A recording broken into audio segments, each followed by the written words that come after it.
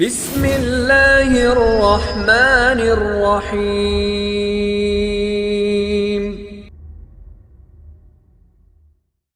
ایک سوال پوچھا گیا ہے کہ سب سے چھوٹا درود شریف بتا دیجئے جسے میں آسانی سے پڑھتا رہوں۔ تو اس حوالے سے عرض ہے کہ سوال میں الفاظ استعمال کیے گئے کہ سب سے چھوٹا درود شریف، حالانکہ کوئی بھی درود شریف چھوٹا نہیں ہوتا۔ جس کلام میں اللہ اور اس کے پیارے نبی کا نام آ گیا وہ چھوٹا کیسے ہو سکتا ہے؟